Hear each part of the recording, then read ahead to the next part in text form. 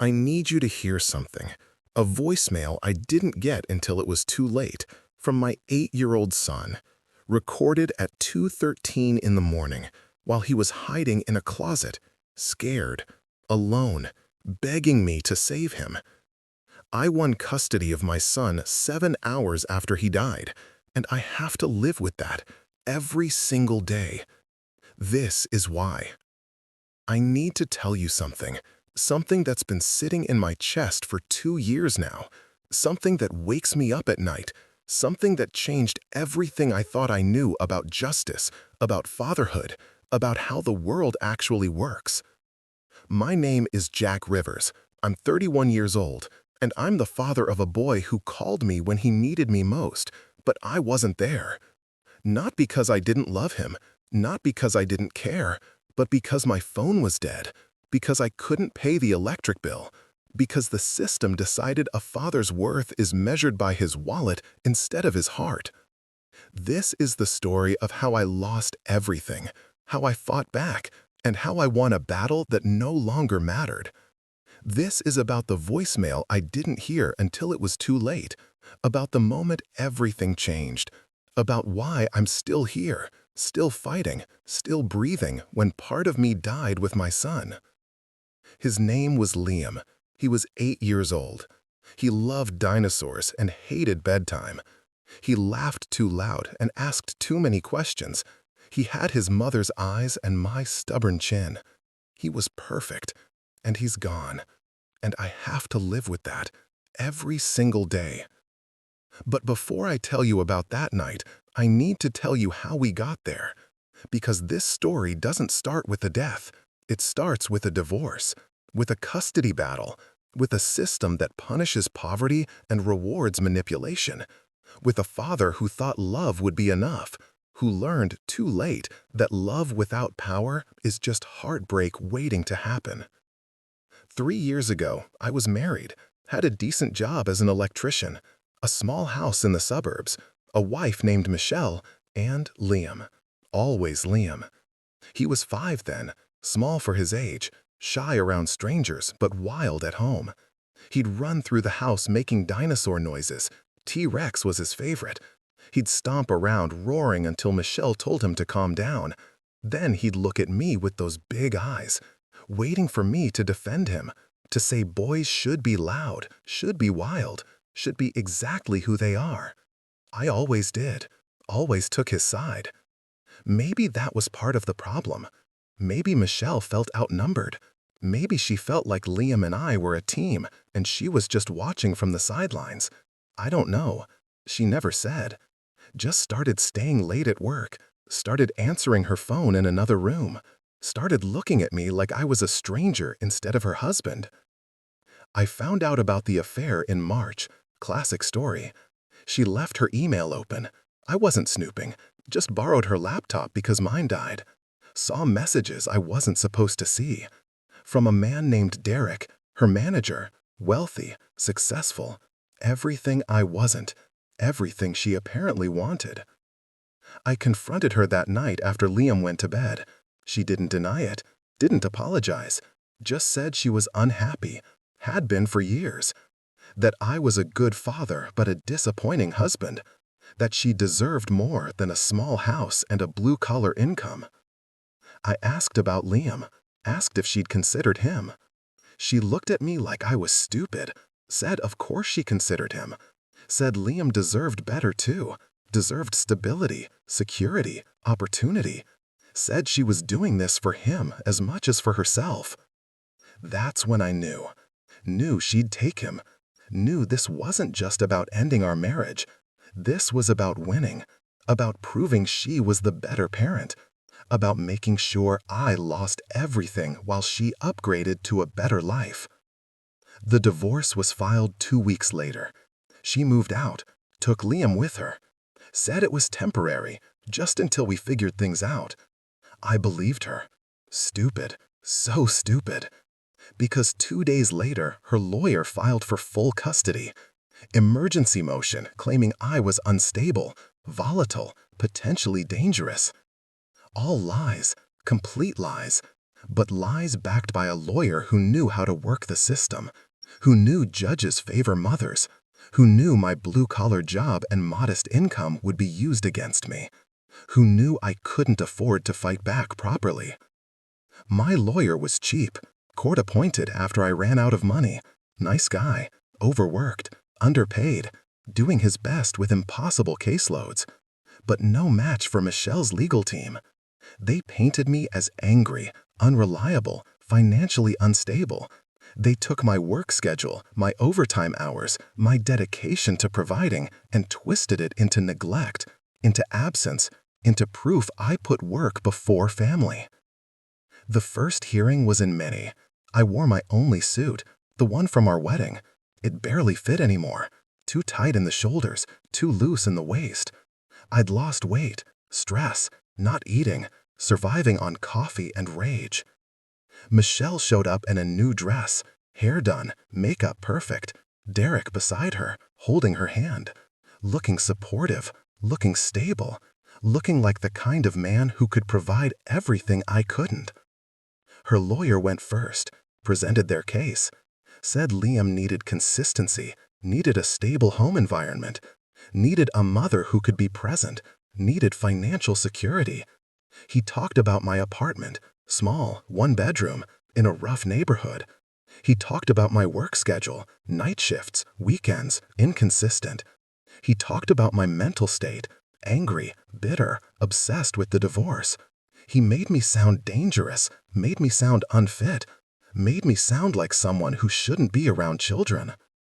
My lawyer tried, talked about my bond with Liam, about how he'd never missed a birthday, never missed a school event, never missed anything that mattered. But it wasn't enough, because I couldn't prove stability, couldn't prove financial security, couldn't prove I was better than what Michelle could offer. The judge granted her temporary custody. I got supervised visits, every other Saturday, 2 hours, at a family center with observers taking notes, documenting everything I said, everything I did, looking for reasons to justify keeping Liam away from me. I walked out of that courtroom feeling like I'd been gutted, like someone had reached inside and removed everything vital. I sat in my car for an hour, just sat there, couldn't drive, couldn't think, couldn't process that I just lost my son to a system that didn't care about truth, only about optics, only about who looked better on paper. That was the beginning, the first loss, but not the last. The months that followed were a nightmare. I worked constantly, trying to save money for a better lawyer, for a better apartment, for proof I could provide. I picked up extra shifts, worked 70, 80 hours a week, came home to an empty apartment, ate ramen and peanut butter, slept 4 hours a night, existed in this gray space between fighting and drowning. The visits with Liam got harder.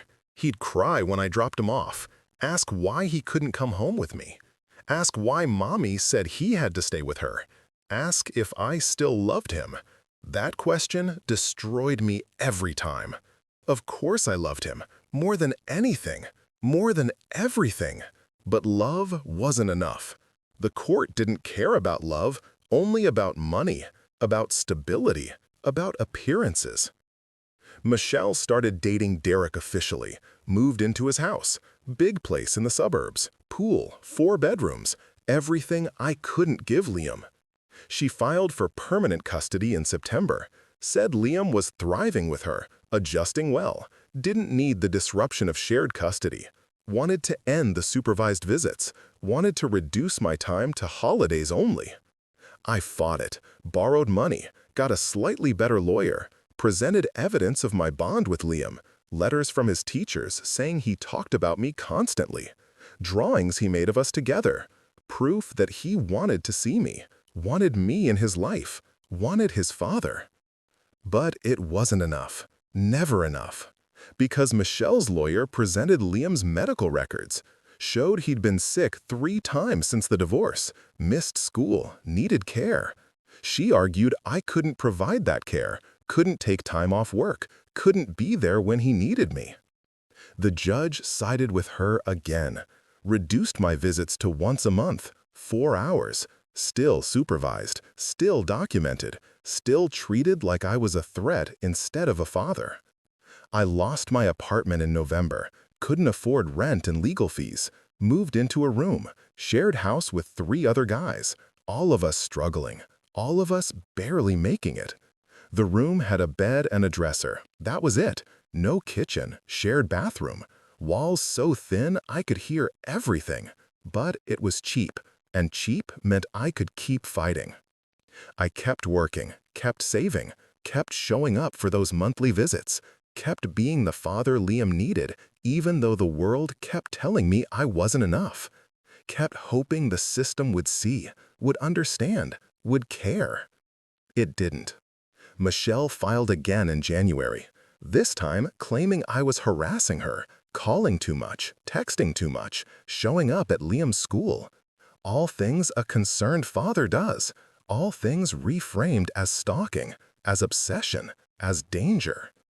I hadn't done anything wrong, just wanted updates, wanted to know how Liam was doing, wanted to be involved in his life. But Michelle twisted it, made it threatening, made me look unstable. The judge issued a restraining order.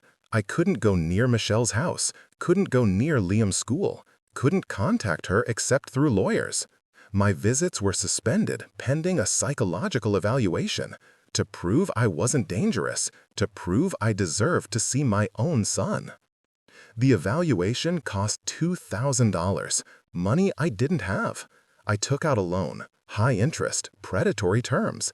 Didn't care, just needed to pass, needed to prove I was sane, that I was safe, that I was a father instead of a threat. I passed, obviously, because I wasn't crazy, wasn't dangerous, was just a man fighting for his child. The evaluator said so, said I showed no signs of instability, no violence, no danger, recommended my visits be reinstated. They were, but reduced again, once every 2 months now, 2 hours. The system punishing me for fighting, for not accepting defeat, for refusing to disappear. Liam was 7 now, getting older, starting to understand, started asking harder questions during visits. Why don't you live with us? Why does Derek live with us instead? Why can't I see you more? I didn't have good answers, couldn't explain the legal system to a 7-year-old, couldn't make him understand that none of this was his fault, that I was fighting, always fighting, but losing, always losing. He started pulling away, not because he wanted to, because he had to, because living between 2 worlds was too hard, because choosing me meant betraying his mother, because the system forced him to pick sides when he should have been allowed to love both of us. I worked more, slept less, stopped eating regularly, stopped caring about myself, only cared about the next hearing, the next chance, the next opportunity to prove I deserved to be Liam's father. My electricity got shut off in March, couldn't pay the bill, too far behind. I'd been prioritizing legal fees, court costs, evaluations, everything that might help me win. But it meant sacrificing basic needs, meant living without power, meant charging my phone at work, meant cold showers and dark nights, and pretending everything was fine. Nobody knew.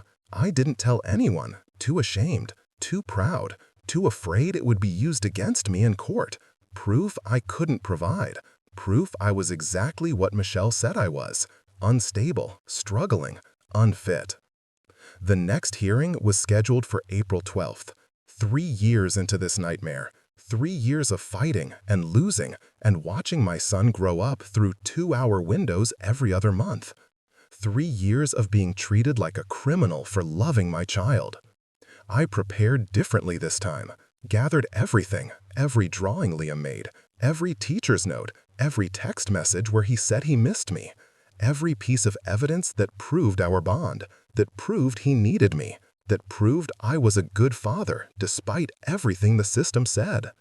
I was ready to fight harder than I ever had, ready to demand joint custody at minimum, ready to show the judge that 3 years of punishment was enough, that I'd proven myself, that Liam deserved his father back.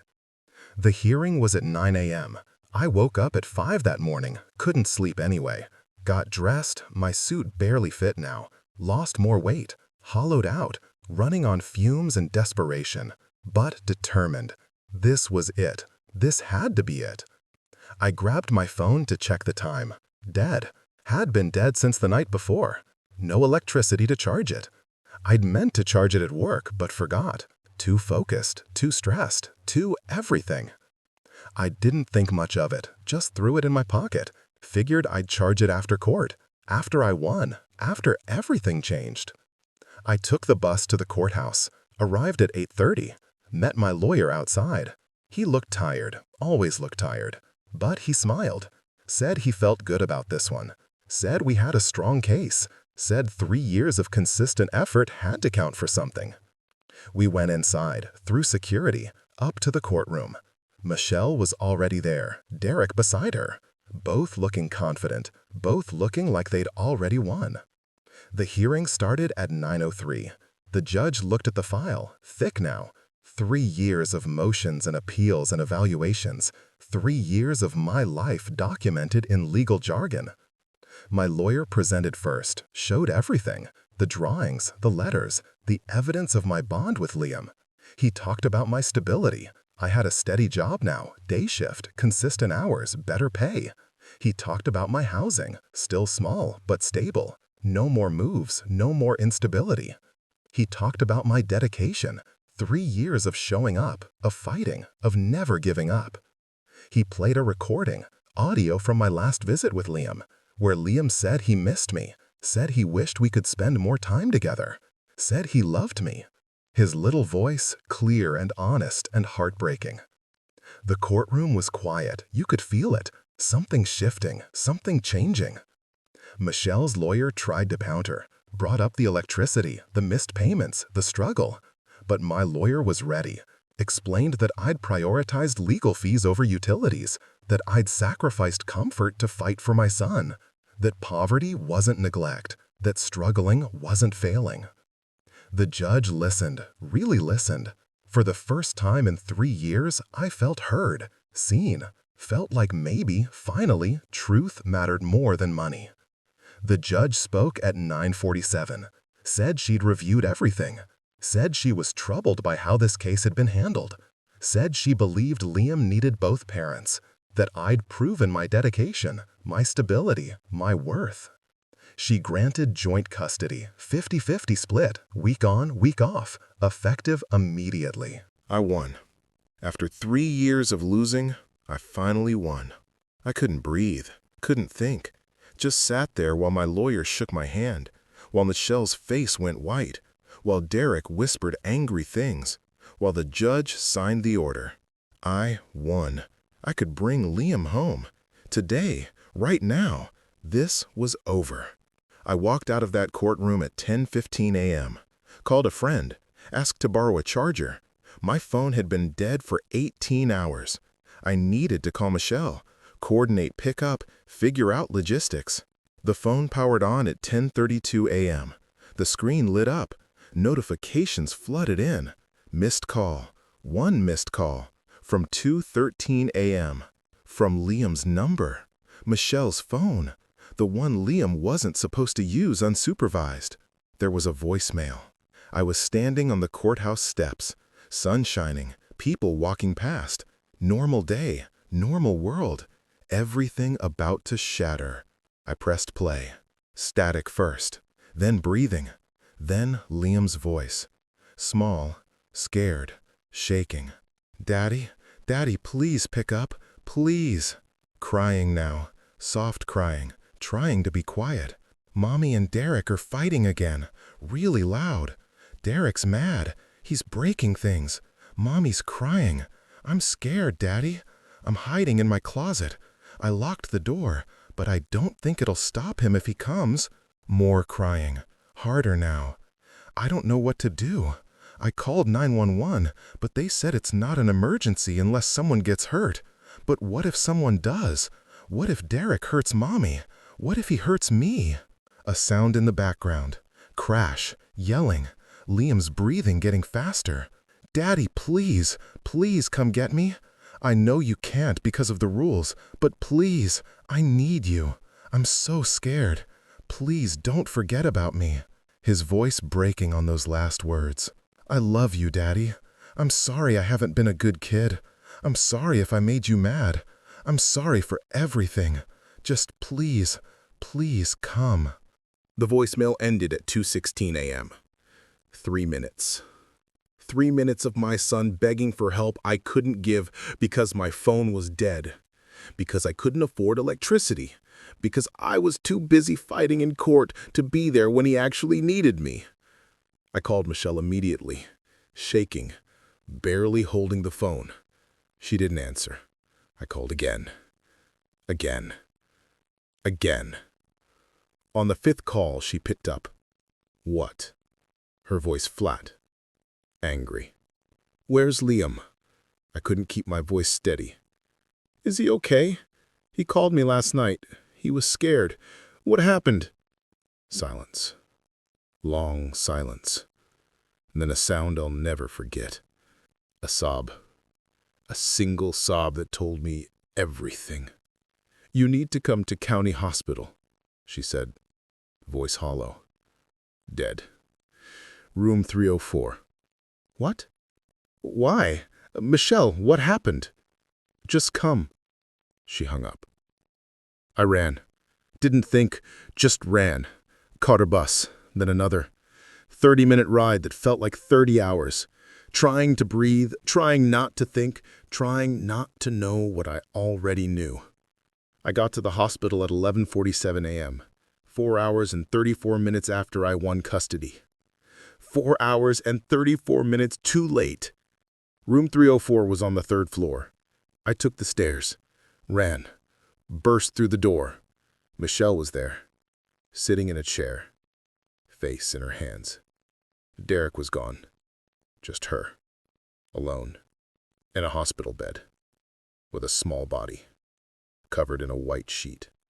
I couldn't move, couldn't process, couldn't understand that my son was under that sheet, that Liam was under that sheet, that I'd won custody of a child who was already gone. What happened? My voice didn't sound like mine. Sounded broken, shattered. Michelle looked up, eyes red, face blotchy. She looked destroyed. Actually destroyed. Derek came home drunk, started yelling, started throwing things. I tried to calm him down, tried to get him to stop, but he wouldn't. She sobbed. Actual sob that shook her whole body. I called 911. They came, brought him here, but it was too late. Trauma to the brain.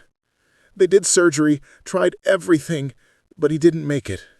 He died at 4:47 a.m. I did the math automatically. Stupidly. Liam called me at 2:13 a.m. Died at 4:47 a.m. 2 hours and 34 minutes between his call for help and his death. 2 hours and 34 minutes where I could have done something, should have done something, would have done something if my phone hadn't been dead. "Where's Derek?" I asked, voice cold now. "Dead." "Arrested, charged with involuntary manslaughter. He's gone. It's over." "It's not over," I said. "My son is dead. Nothing's over." I walked to the bed, pulled back the sheet, saw Liam's face, peaceful, like he was sleeping, like he might wake up if I shook him gently enough. But he wouldn't. He wouldn't ever wake up, wouldn't ever ask another question, wouldn't ever make dinosaur noises, wouldn't ever call me daddy again. I stood there for 3 hours. Just stood there, holding his hand, cold hand, small hand, the hand that used to grab mine when we crossed streets, when he was scared, when he needed me. He needed me at 2:13 a.m., and I wasn't there, wasn't available, wasn't reachable, because I was too poor to pay an electric bill, because I'd sacrificed everything to fight in court, because I thought winning custody was what mattered. I won custody at 9:47 a.m. My son died at 2:13 a.m., 7 hours and 34 minutes too late. The funeral was 4 days later, small, just family. Michelle cried through the whole thing. I didn't, couldn't, too empty, too gone, too destroyed to produce tears.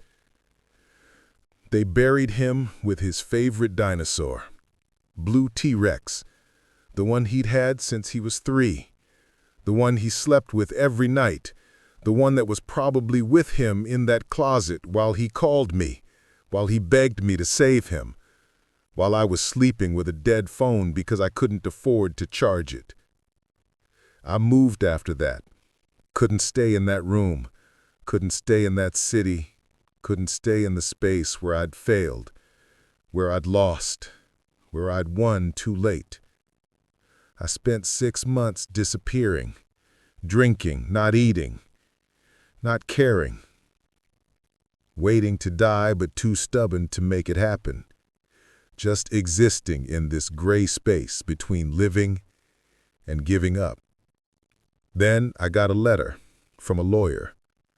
Not mine, someone else's. A woman named Sarah Chen. She'd seen the news about Liam, about the custody battle, about the system that failed us both. She wanted to help. Not me specifically, but others like me. Fathers fighting systems designed to keep them out. Fighting courts that measure love by income. Fighting for children who need them but can't reach them. She was starting a foundation, legal aid for fathers in custody battles, emergency funds for basic needs so parents didn't have to choose between electricity and legal fees, advocacy for reform, for change, for a system that protected children instead of bureaucracy.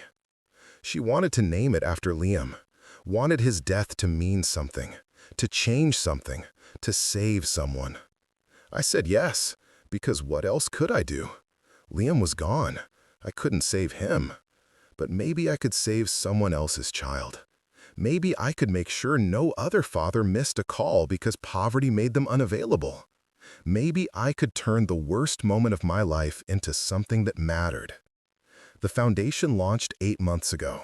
We've helped 47 fathers so far, provided legal aid, paid utilities, covered basic needs so they could focus on fighting instead of surviving. We've won 32 custody cases, 32 children reunited with fathers who deserved them, who fought for them, who loved them enough to keep trying when the system said stop. It doesn't fix anything, doesn't bring Liam back, doesn't erase that voicemail I hear every night when I close my eyes. His scared voice, his pleading, his love. But it means he mattered, means his death wasn't just tragedy, means something good came from something horrible. I'm 31 years old. I'm a father who lost his son, who won custody too late, who carries guilt that will never leave, who hears that voicemail in every quiet moment. But I'm also a man who's fighting. Not for myself, not anymore. For every father still in that courthouse, still in that battle, still trying to prove their worth to a system that only measures money. For every child hiding in a closet waiting for help that might not come. For every parent who's one missed call away from regret that lasts forever. I couldn't save Liam, but I can save others, and I will. Every single day, for the rest of my life. Because he deserves that. Because every child deserves a parent who fights, who shows up, who's available when it matters most. And because that voicemail can't be for nothing. His fear, his love, his last words to me, they have to mean something. They have to change something. They have to save someone. That's why I'm telling you this story. Not for sympathy, not for attention, but because somewhere, right now, there's a father fighting a system that doesn't care. There's a child waiting for help. There's a family being destroyed by bureaucracy and poverty and judgment. And maybe you can help. Maybe you can donate. Maybe you can advocate. Maybe you can share this story and reach someone who needs to know they're not alone. that the fight matters, that love matters, even when the system says it doesn't. Liam called me at 2:13 a.m. I won custody at 9:47 a.m. 7 hours and 34 minutes too late. Don't let that happen to someone else. Don't let another child die waiting for a parent who can't reach them. Don't let another father carry this guilt, this pain, this knowledge that everything they fought for came too late to matter. Fight for them. Fight with them. Fight until the system changes, until poverty isn't punishment, until love is enough, until every child can reach their parent when they're scared, when they're alone, when they need them most. Do it for Liam. Do it for every child who deserves better. Do it because it's right. Because I can't bring my son back, but together we can save someone else's. And that has to be enough. It has to mean something. It has to matter. Please, make it matter. If this broke your heart, drop a heart for Liam. Share this story, and follow for more real stories that hit the soul.